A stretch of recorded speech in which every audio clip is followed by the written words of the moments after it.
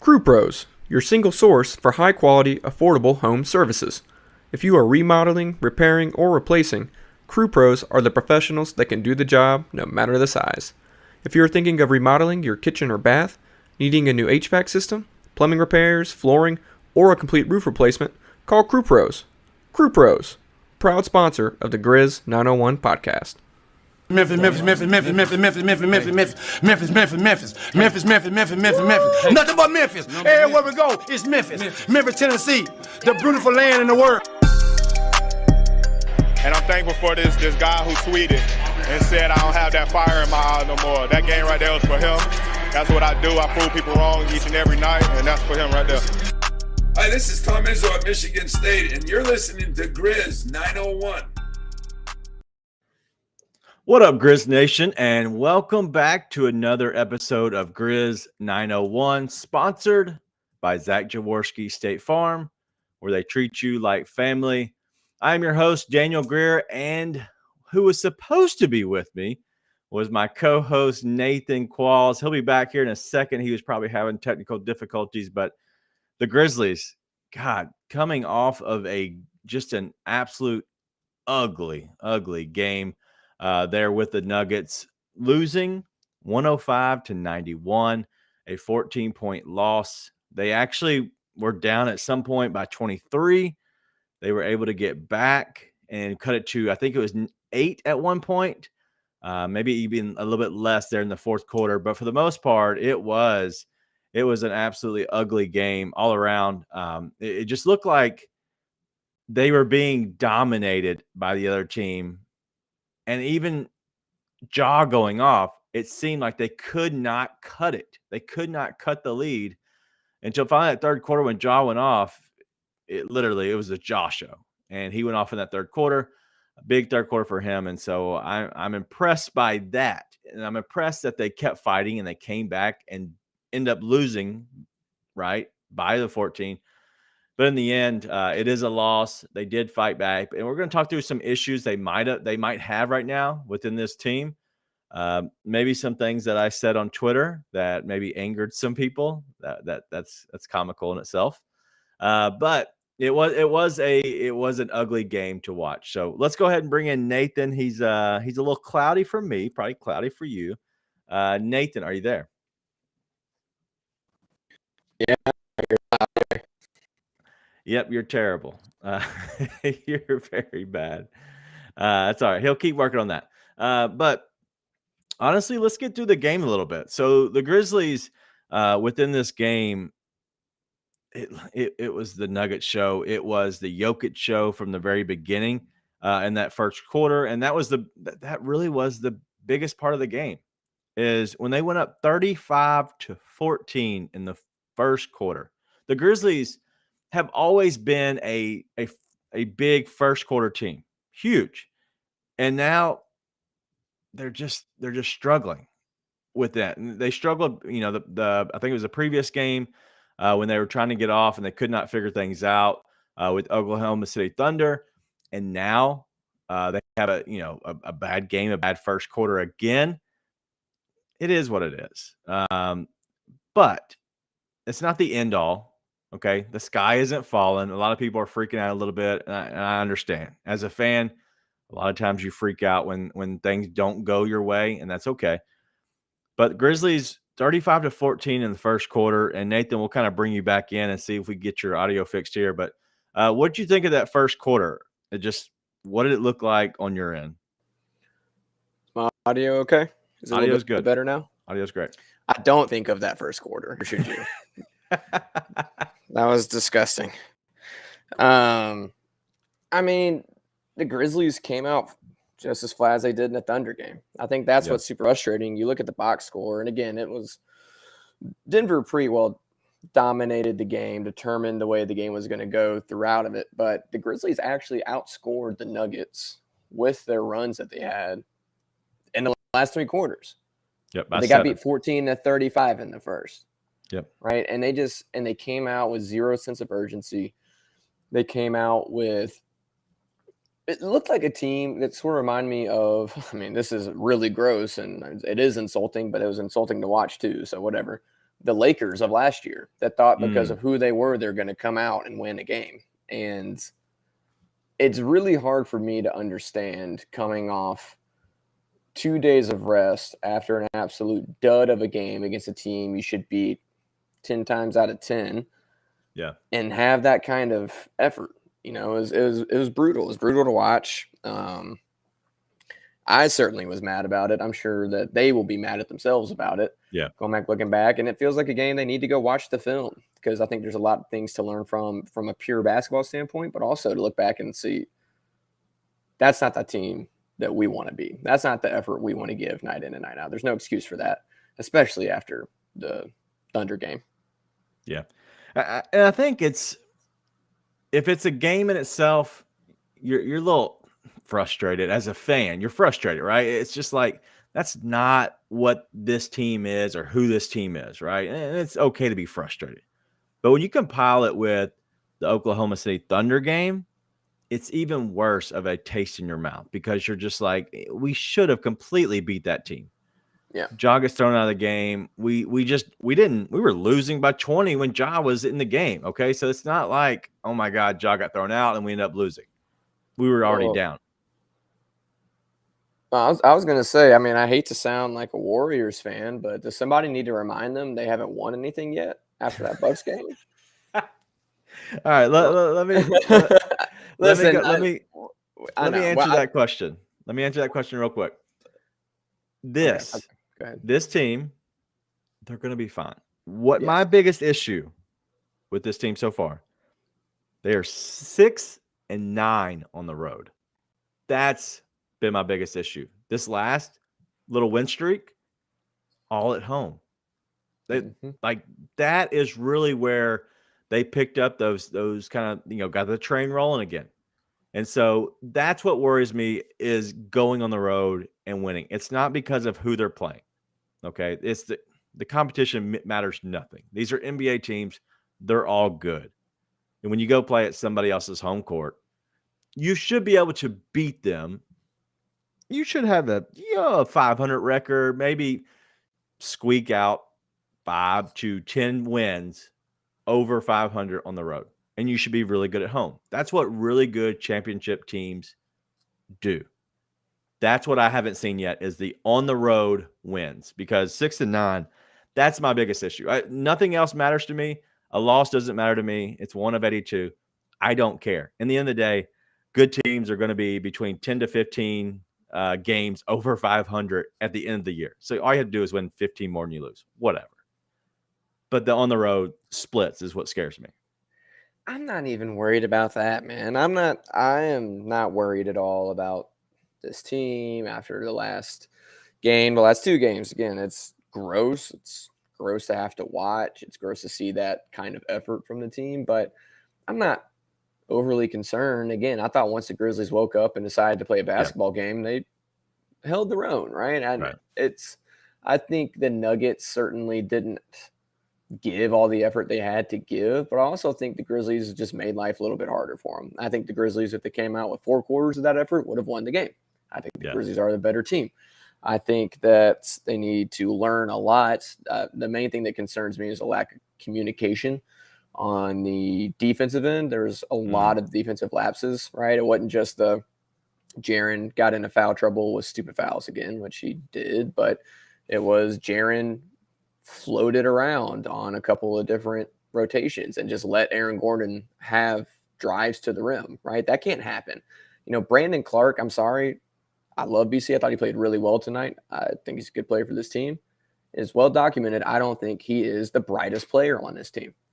And when he's directing you on defense, listen, it's one of those things. He's just he has been making a lot of the same mistakes this year that he did his rookie year, as far as being slow on rotations, jumping on pump fakes, that kind of thing. But tonight, listen, he was super locked in. I'll give it to him. But he's directing Jaren on defense. That can't happen. He's directing Jaren on offense. That can't happen. Jaren Jackson cannot have to be told where to be by Brandon Clark. Can't be the case. Things like that worry me. They really don't even, those don't worry me. It's just, those are the kind of things that need to clean up, and that can't happen the time after a loss. If it was a game where they had just won their 8th in a row or something along those lines, it's fine. But after a loss, you need to come out ready to rock and roll, to jump back on it. And they didn't. I think they will next game. I'm not super concerned about anything I saw tonight. They just have to come out with a game plan. That's probably the only thing I would say could concern me going forward is and I want to get your opinion on this because you do have more of a coaching background than I do. But it looks to me, certified coach versus certified After ball you watcher. made fun of me last time, now you're Coach brains do come in handy. I admit that. That's what's different between me and you. That's why I'm better, is because I do admit where you come in handy. You can't admit where I come in handy, which is everywhere else. But from a coach standpoint, I have thought at times this year it looked like the game plan was give the ball to Ja /Dez/Jaren and then let them do something.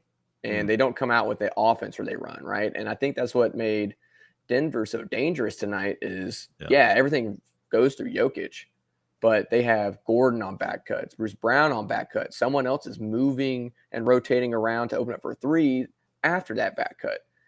I don't think the Grizzlies do a very good job of that. Am I not seeing something, or is the Grizzlies, do they not come out with the game plan sometimes?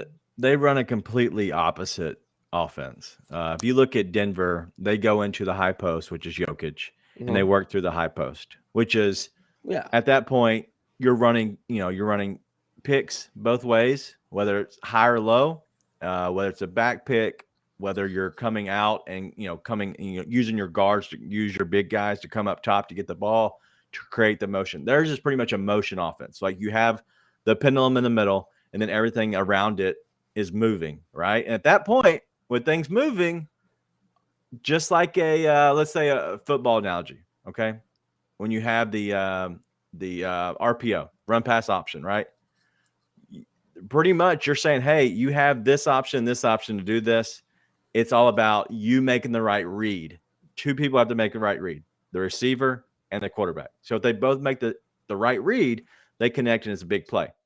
Just like that, that's how their offense works. And Jokic is such a good passer that they're able to do that. And they're pretty much running an RPO style offense to give it to the people who are more on the football side of things. But the Grizzlies run a more ball dominant offense with Ja, but the offense completely flips on its head when Tyus comes in, and that's why the Grizzlies have been really good when Ja has been out, is because they run the free flow motion type offense where Tyus will kick it into the high post, which is Steve-O a lot of times. Steve-O will use a handoff, pick screen, whatever it is. Then you have a lot of movement in the back end. Well, with Ja, it's literally you have a pick and roll, a two-man action. And it's really Steve-O or Brandon Clark, for the most part, those two come up and set a pick, and Ja drives and creates. That's their offense, which I am not a big fan of. But how do you go away from a guy like Ja Morant when he is potentially a future, if not this year, but a future MVP type, like caliber player? It's hard to go away from that.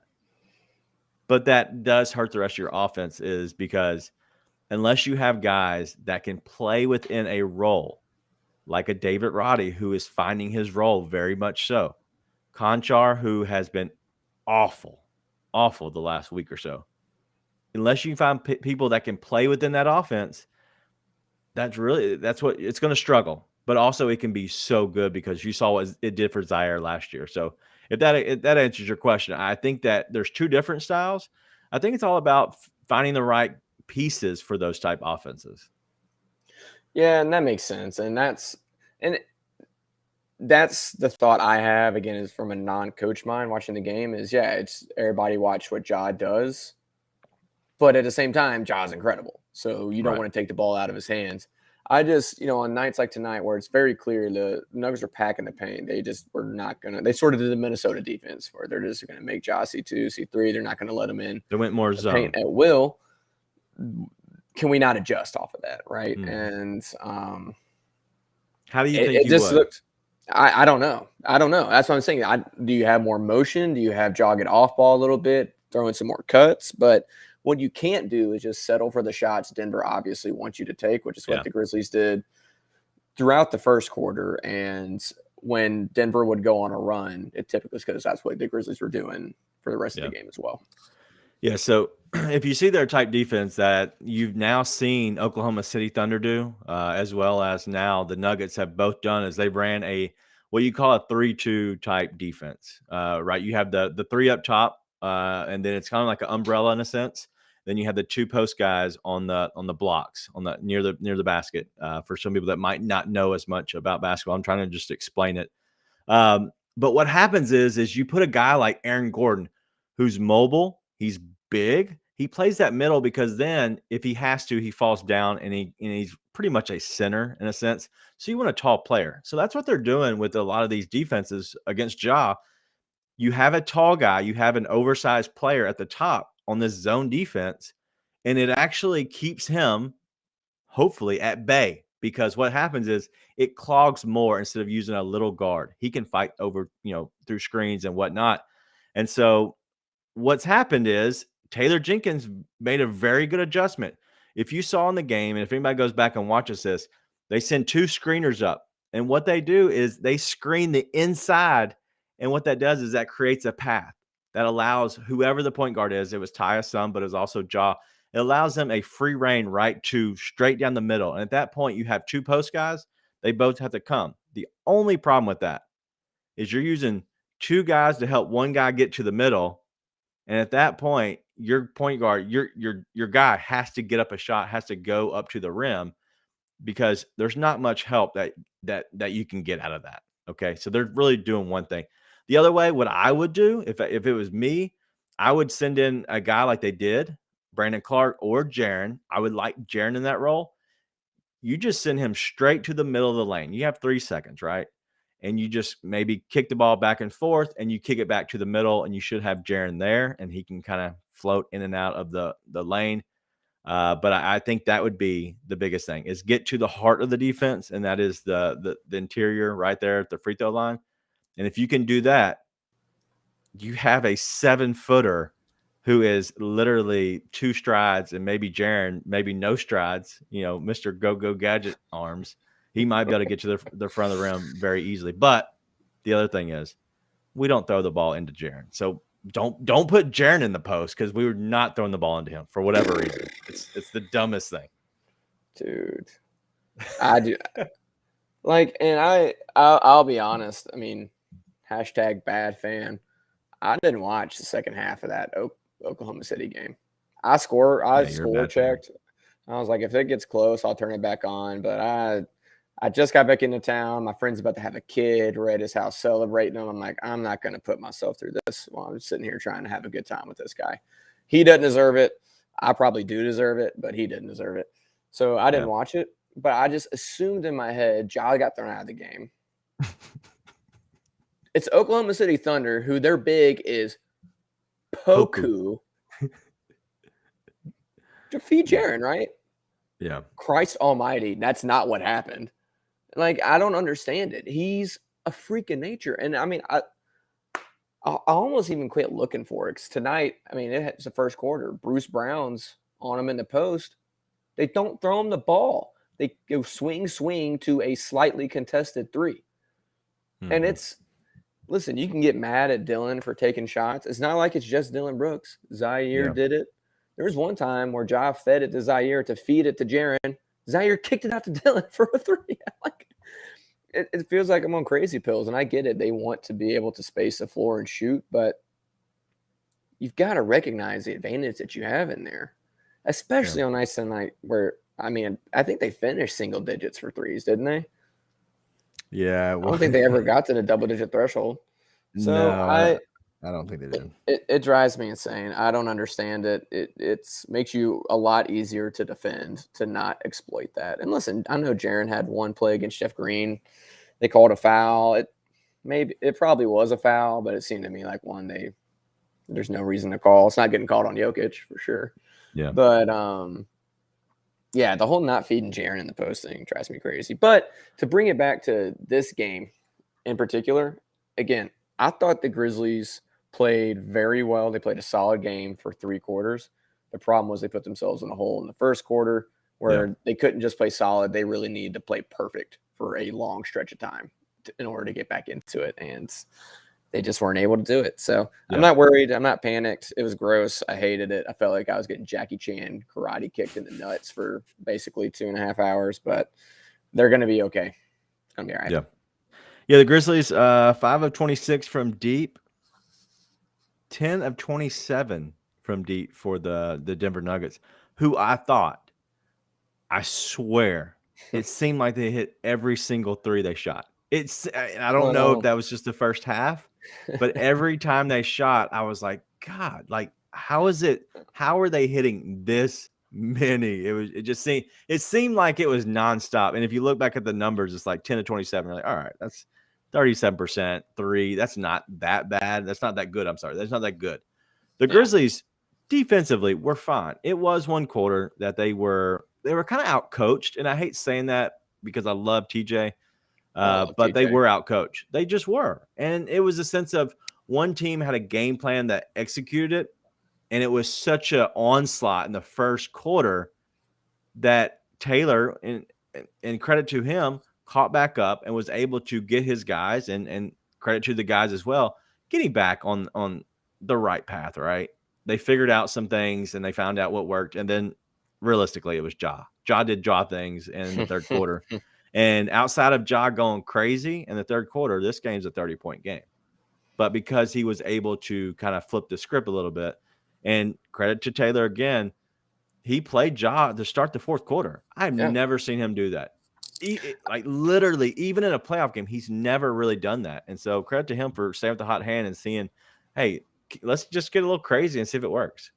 Yeah, I thought Taylor made one of the worst moves of the game in the first quarter, but came back in and made a couple of really good moves. I was really happy to see him change up with the rotations and leave Ja in, keep Ja in.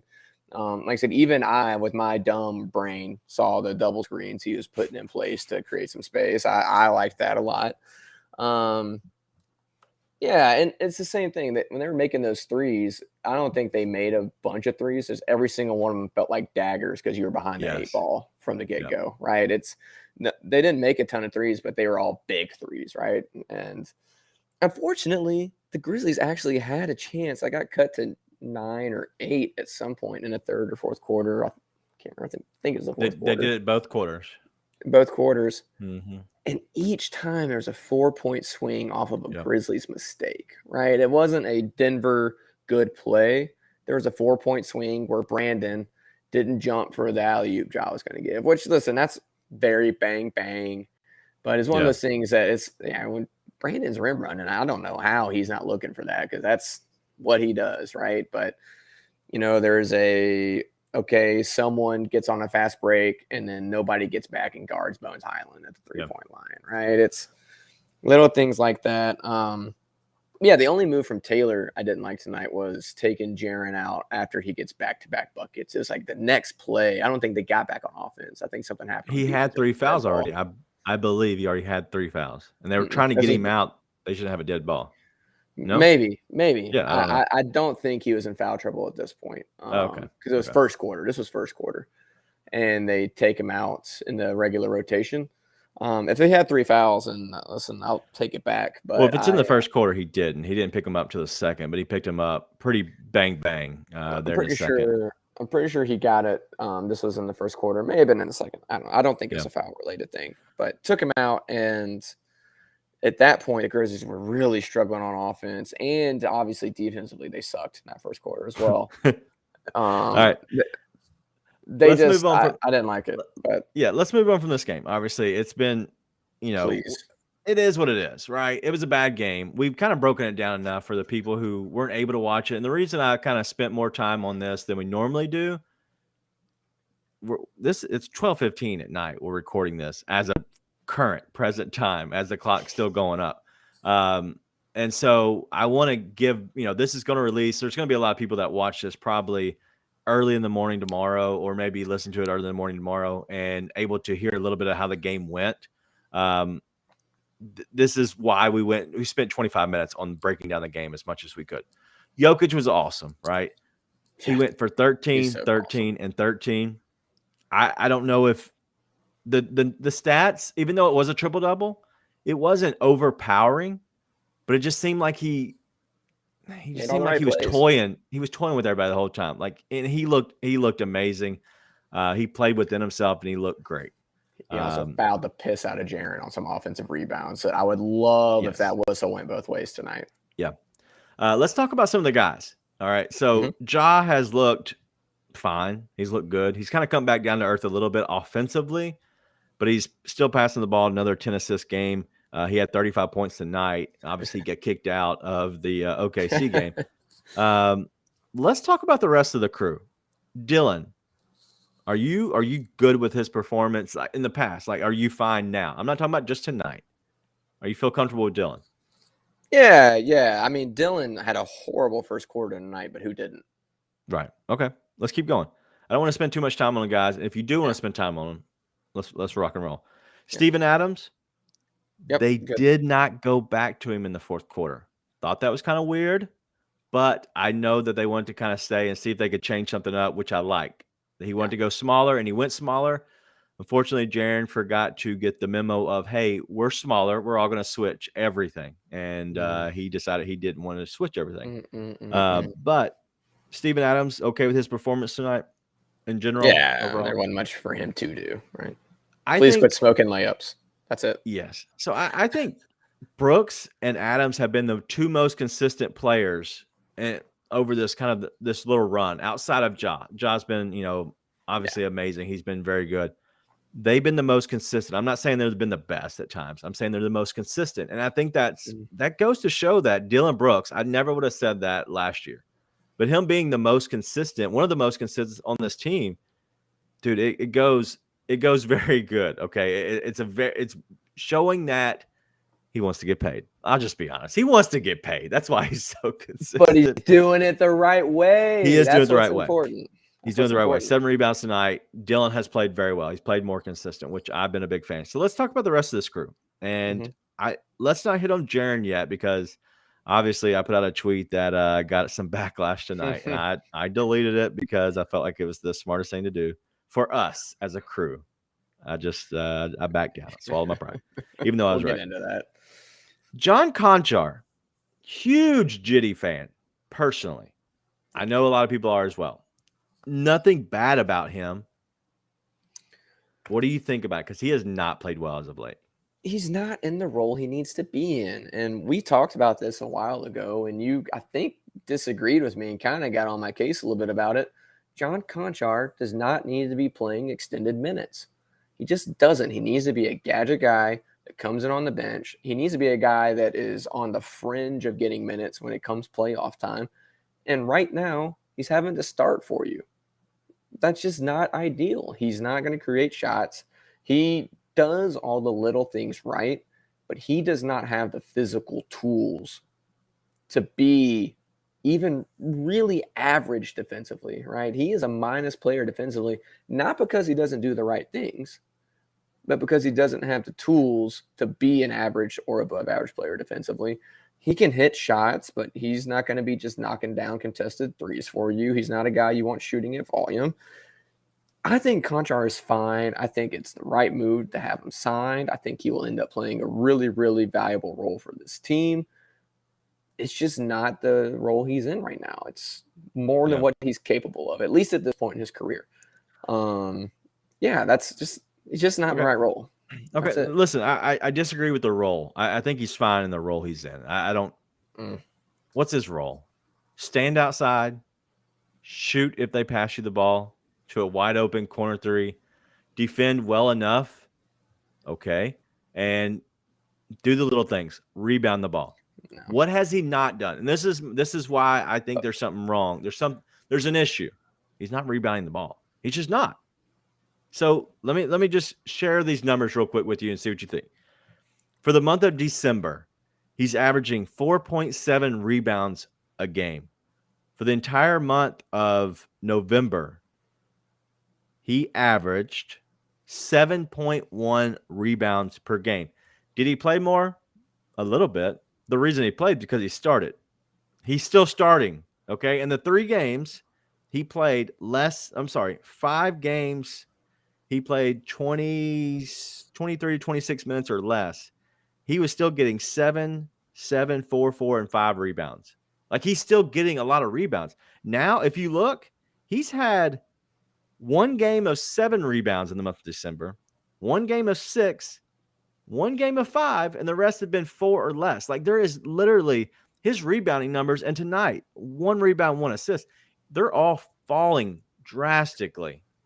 I'm not saying there's anything wrong, but he has to do that stuff if he wants to be a consistent good player. And he's not doing that right now. And I don't know why.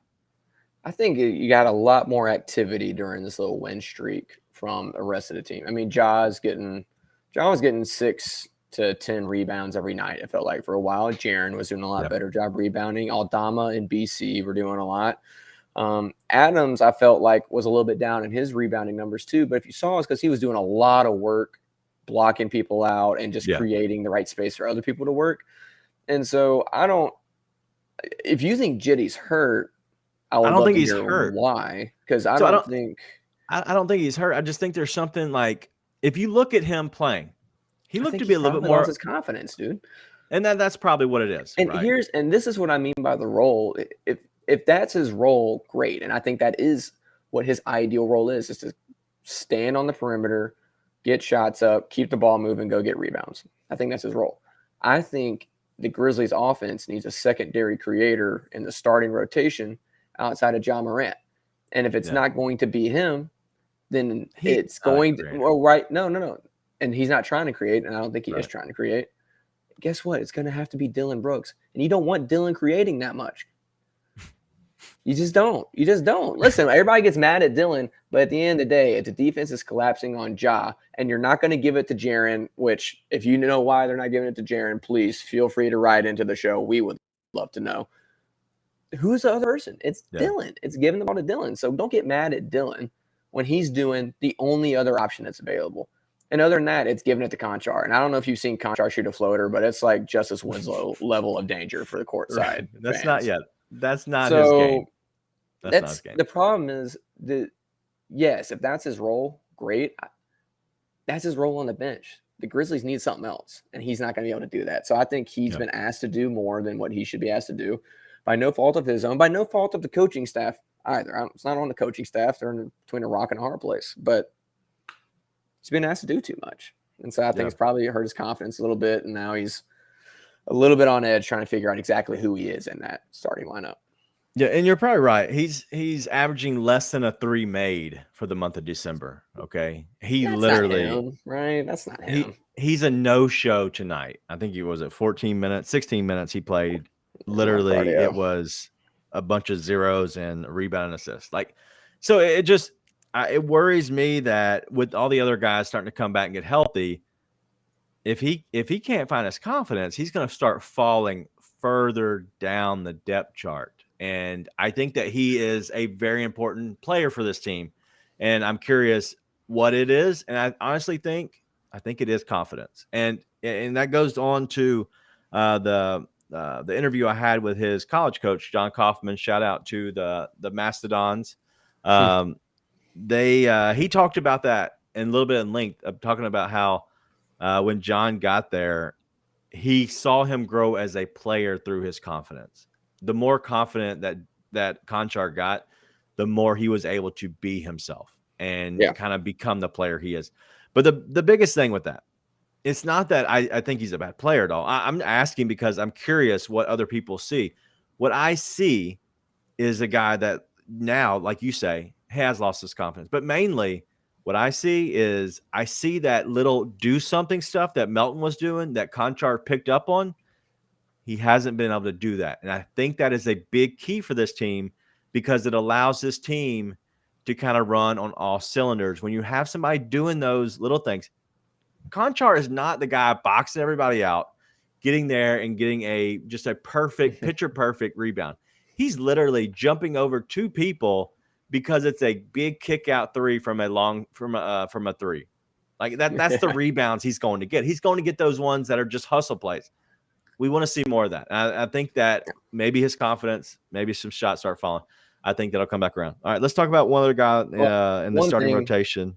Go ahead. One thing before we move on, I'm not afraid of him falling out of the rotation. I don't see anyone coming for his minutes right now. I mean, if you're looking at someone that you think like, oh, he's coming back, and Zaire, I don't know if you've been paying attention. I'm a huge Zaire fan, but it's not like he's outshining John Conchar right now. So I think Conchar will get back in his role. He'll get his confidence back.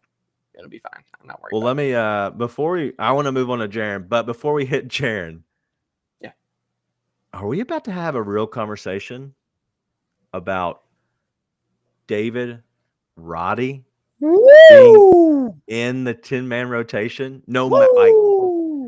Okay, let's go, baby. Let's talk about this for 2 minutes. 2 minutes, not long. Whenever Bang gets back, we're going to be at a 9, and the 10th guy and the 11th guy, 3 players: Zaire, Conchar, Roddy. 3 players for 2 spots. If you had to give a prediction right now, today, I mean, probably Conchar, but I don't. Like think I said, Roddy has done so well in his role right now. Roddy can just do more. Roddy's the opposite of Conchar, where he has all those tools, right? Yep. He has all those tools. He shows more aggressiveness. The thing is, and he has the athleticism, right? And it's one of the things that Conchar. I mean, listen, it's not an insult. Look at me. I'm 6 foot when my hair is big, white dude with a bunch of back issues, hip issues, knee issues. Listen, the athleticism just isn't there, right? And it's part of it. It just is what it is. But it's I don't think that that's necessarily going to be the case, because they're trying to get Zaire back up to speed right now, but it's brutal. I mean, and we're big Zaire fans here at Grizz 901, but it's brutal right now. We saw it tonight. Yeah. Listen, Aaron Gordon hit a wide open 3 that was really the dagger. That was really the one that punched the Grizzlies' lights out, because Zaire was standing in the paint just in the skies, right? Yeah. And so I don't think Conchar loses all his minutes by any stretch of the imagination. He fits too well and is too much in a groove with what the Grizzlies do. But listen, you can't keep Roddy off the court right now. You're not going to be able to. You're not. He's playing too well. He does, and he does everything. Listen, he didn't knock down the threes tonight, but for the most part, it's gotten to the point where I was surprised when he wasn't knocking down some of these corner threes, right? Which is how Zaire got last year, where he shoot a corner 3, and I would expect it to go in. Yeah. And then he does the drives, he rebounds. He came and ripped one away from somebody tonight. I don't know if it was Jokic or who, but he just ripped one. It was awesome. Chachnar, I think they have a Chachnar for the Nuggets. Yeah, that's Conchar's cousin. Yeah, sure. Go Mastodons. You can't keep him off the court, though. Listen, he looks every bit the part. It's almost like somebody. Shut up. All right, our 2 minutes are up on him. So yeah, I wanted to have the quick conversation of David Roddy is making the conversation loud. Yeah, he awesome. might be a rotational player for this team, who is a championship contending team.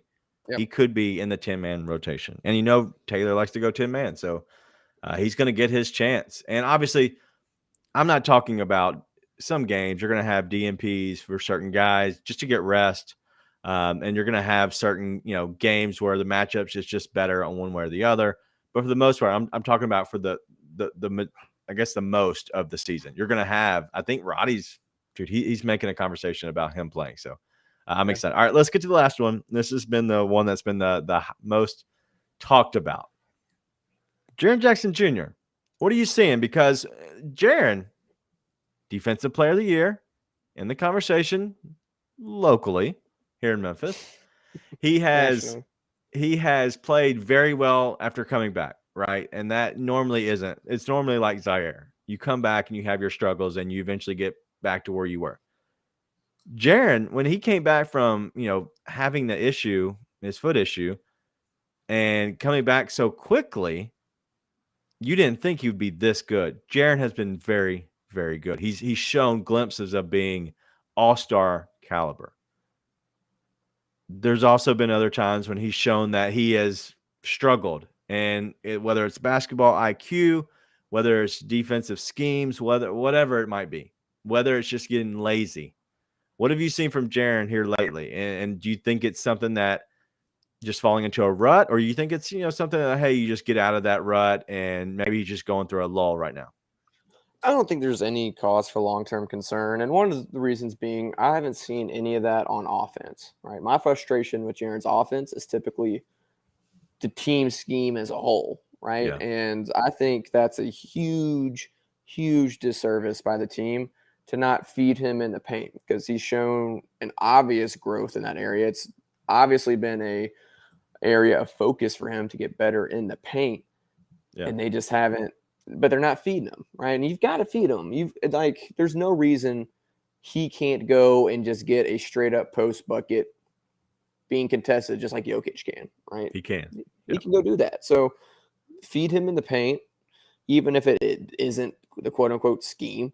But it's not something I'm super worried about. It's clear that he still has some growing up to do and some learning to do on the defensive end and how to use his body. The biggest thing, I was trying to think of when we were talking about the Bucks game. I said I thought they would put Dylan on Giannis, right? And you thought they'd put Jaren on. Turns out we were both wrong because Jaren couldn't stay in the game, but you would have been right. But the reason I was trying to think, well, Jaren obviously makes the most sense. Why did I know that matchup was going to get him in trouble? And I was just thinking, because Steven Adams didn't get in trouble with it, right? And it's just because Jaren still lacks the discipline on the defensive end. It's because if he was, his ideal role is obviously being able to sort of free roam, come in, clean up mistakes, block these shots. He's the safety on a football team. He's the safety. But for him to be able to really step into a full defensive player of the year candidate type role, I think this is pure speculation, just a gut call. He's got to be able to just play good disciplined defense and know how to use his fouls well. There's one thing about Dylan that, listen, he had a dumb foul against Jokic at the end tonight, but I tend to think even though he gets in foul trouble early, you see Dylan finish most of these games. It's rare he fouls out, and it's rare he loses a bunch of minutes because of his fouls, because even if he gets 3 quick ones, he's smart about the way he uses them. Jaren's not smart when he gets his quick ones, right? He's either not in foul trouble or he is. And when Adams was guarding Giannis, he's like, Giannis about to blow by me. I'm going to throw a shoulder into him, check him. He's not getting anywhere near the rim. They're going to call a foul on me, but he's going to think twice before doing that again. And I'm going to save a bucket. And Jaren hasn't learned that, right? And you saw a lapse tonight. I mean, obviously the last foul on Aaron Gordon was just really dumb. It was just a really stupid thing to do. And he was just letting his emotions get to him. You saw that clearly after the 5th foul towards the end of the game as well. But there's also times where there's a rotation and Jaren just doesn't rotate. Yeah. And it's not one of those, defensive communications. Everyone else on the defense rotates, and it's not Jaren. Mm-hmm. It's like he just gets a little like daydreamy almost, for a lack of a better way to describe it. And that can't happen, right? That's something that can't happen. Yeah. Again, nothing to be panicked or concerned about. No, and that's why I put up this. Are we worried about Jaren? No, I'm not in the least bit worried about Jaren. Is he a little? It's kind of dingy. Yeah. Is he a little brain dead at time? Could be a little ditzy. He may be the bottom 5 of what I say, bottom 5. First off, that is not stamped by we. Let me basketball IQ. Let me be clear. Let me, from a outside standpoint, throw a few disclaimers in there. 1, we do not think he might be a top 5 or bottom 5 IQ player. 2, you don't think that either. It's called venting and frustration. There's some things called rhetorical questions and exaggerations. But it was a joke. It's a joke. People 3, took it to some people were misplacing their feelings tonight, and y'all need to chill. So it was It was fun. I had a lot of fun, and eventually, like I said, I deleted the tweets just because It got when not people fun. were getting angry about it. I like Jaren a lot. Okay, he's on my fantasy basketball team, guys. Okay, First off, that means I have- nothing. I got people on my fantasy teams I hate, but Okay, well, I like Jaren. well, personally. I haven't said this in a long time. Apparently, it bears repeating. We love all these guys. We want Right. all of these players As humans, to succeed. as Right. players, we love. Yes. Yeah, we love these guys. So none of this is like wanting them to fail or whatever, right? If we bring up trade stuff, it's not screw this guy, trade him. It's how do we best use this asset for the team, right? How do we get the Grizzlies to be the best version of themselves? Is really what it comes down just to. a reminder, we love these guys. We want them to succeed. So Yeah. So a little bit about gonna be Jaren that I've seen is being more vertical, and we've talked about that. You know, kind of getting his hand caught in the cookie jar, where he's trying to make this spectacular play, whether it is the big block, whether it is the big steal.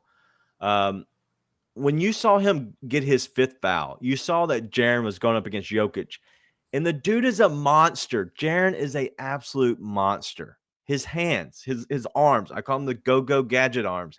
They go forever. He put his arms up, played vertical against Jokic, even though Jokic pushed him on the rebounds. He literally was going vertical against Jokic, and Jokic could not shoot over him because he is so big. And that's the kind of defense that Jaren needs to play, because what happens is if you use your size, you use your verticality, you actually can stay on the floor more, because then you're going to get the blocks. You're going to get those chase down blocks where he doesn't foul on. He doesn't foul and chase down blocks because there's nobody there. They shoot the ball and his hand is way above the rim and he blocks it. Like, that's why he gets those spectacular blocks. It's not the other ones. What he has to work on, and he has to do this I think, to win the Defensive Player of the Year. He has to dominate his one-on-one matchups. And I think that's going to be the biggest thing for him. Is he honestly, he's getting dominated. Aaron Gordon should not be able to have the kind of game if you're a Defensive Player of the Year. And he was on Aaron Gordon majority of the time outside of the fourth quarter. That can't happen. And I know a lot of it was backdoor cuts, but it was brain dead moments. It was his basketball IQ moments where he's not doing the schemes right. He's not rotating the correct way. He's losing his man because he's daydreaming. That's what it comes down to. You can't get beat up by Aaron Gordon and pretty much, in a sense, embarrassed in the first quarter. Yeah. So at that point, it's a mute point at that point. This is a complete lack of awareness, right? And that can't happen. All the Defensive Player of the Year candidates, listen, most of them are freakos, except for Rudy Gobert. Rudy Gobert is his own type of freako, I suppose. But he's a super freak. Yeah, he probably is. He's French. But they they do all the little things, right? And Jaren's awesome at the big things, right? That block against Joel Embiid, there might be 2 other guys in the league that could do what he did. Maybe, right? Maybe. He may be the only one because he has the type of movement to be able to do that. It's not the big things, it's the little things. What little things are you doing? Are you able to stay on the court? Are you able to have the defensive fundamentals to stay in front of someone who's athletic like Aaron Gordon and keep it in there? And then make sure you put yourself in a position to get a rebound. It's all the little things, and he doesn't do all those little things, and that's going to be important.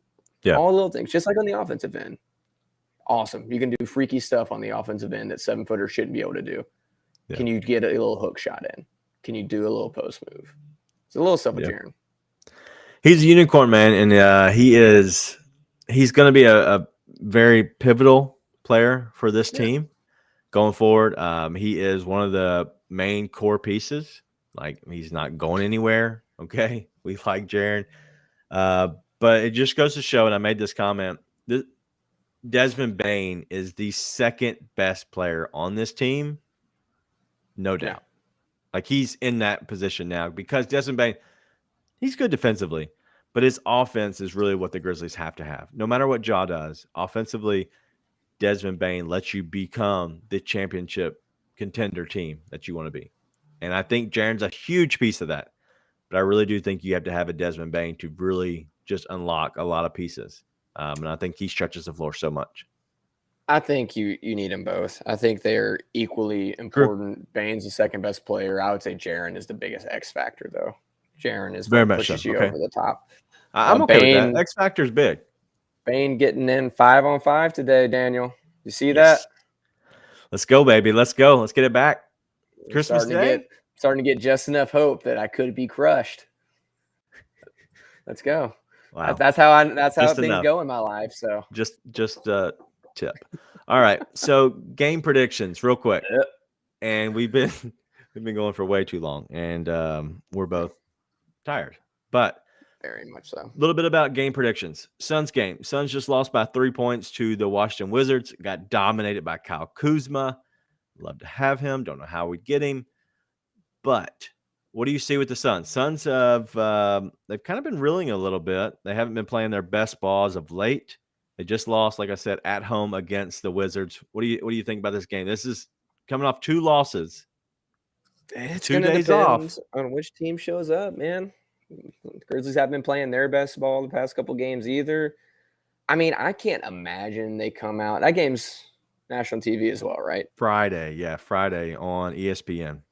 These are all national TV. 2 days off. They got to quit doing that. The league's putting us in a hole on purpose. This is a scheme. The Grizzlies play terrible on 2 days rest, which there's no excuse for, but also screw you, NBA. Quit doing it. I mean, I can't imagine they come out and put up another dudder for the 3rd game in a row. Yeah. And let's not stand by what I said on our last show. I think the Grizzlies are the best team in the West. I think they are the best team in the West with the most talent. I think when it's all said and done, they will come out on top of the West.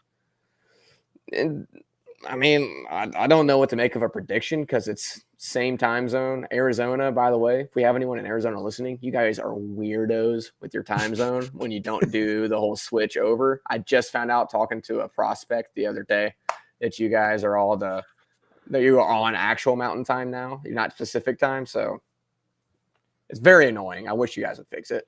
But so they're going to be in the same time zone, same exact time. I hope they come out firing.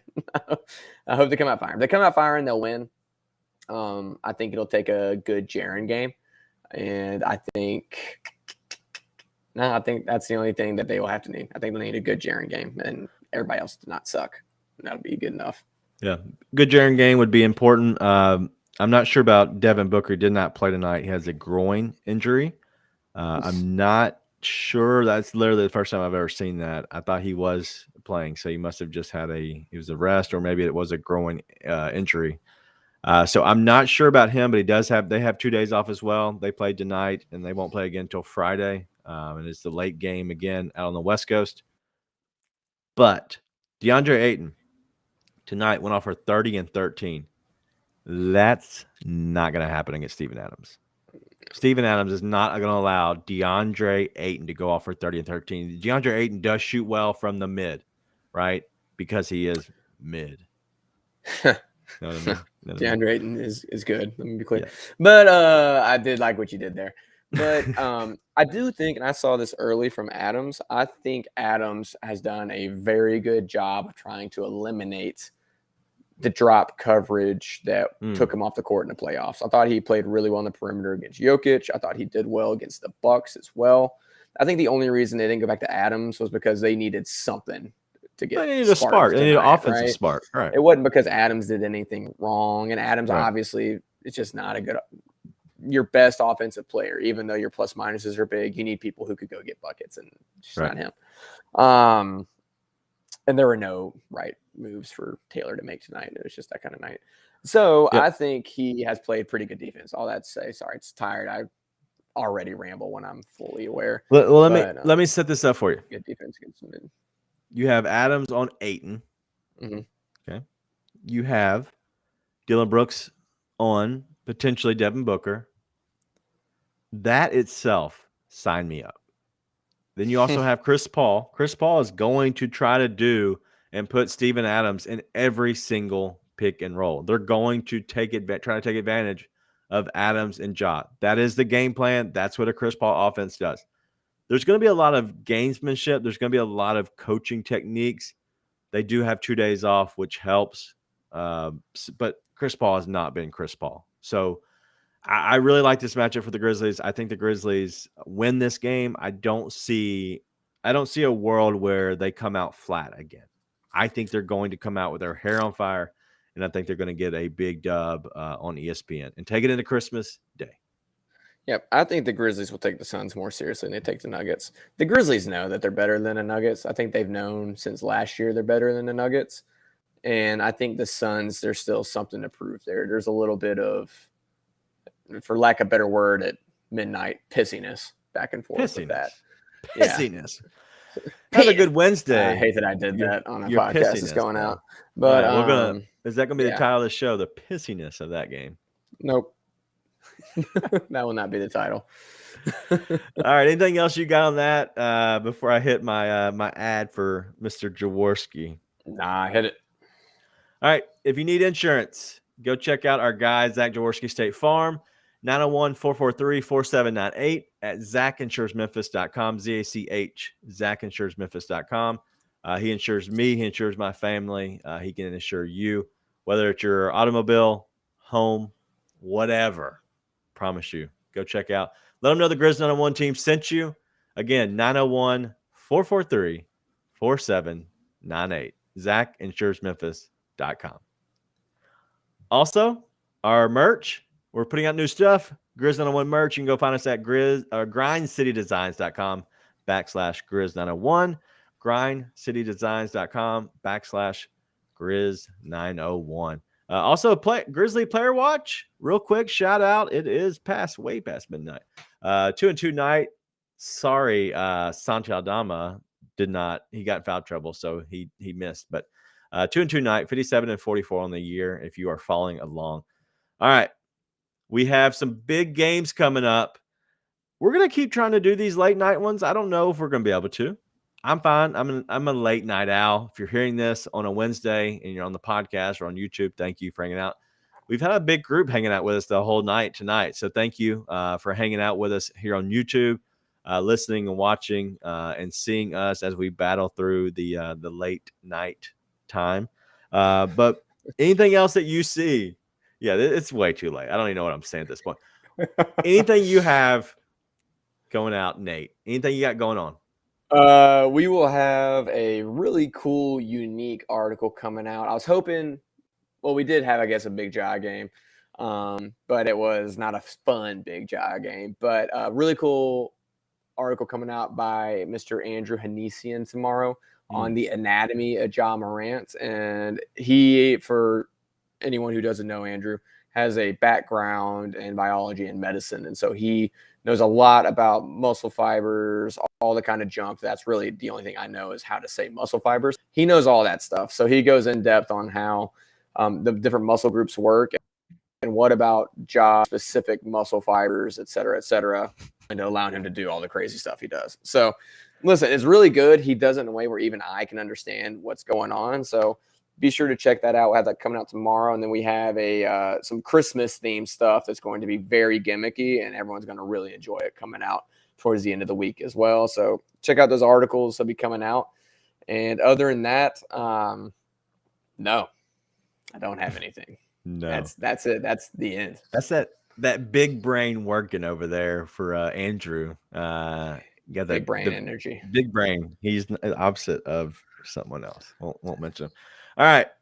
What do you have? No, I was raising my hand. Opposite of me. Oh, you're a big brain. All right, that's all we got. Thank you for hanging out with us. It's always a joy. I love doing these post game ones now. It's been now my favorite ones. And honestly, shout out to everyone. Our pod has been kind of blowing up. So thank you for listening. Whether you like us, you don't like us, you hate us, whatever, you're listening. Thank you. So keep hanging out. What else do you have? Grizz are going to be okay. It's going to be good. It's going to be fun again soon. I anticipate them having a good game this Friday. It was just so much fun. How is it not fun? I don't get it. It's fun. We're losing. We just go, whatever. 2 games, whatever. They were miserable. It's still fun. Whatever. It's still fun. right, we've crossed the hour mark. We got to get out of here. Be nice and tell your friends.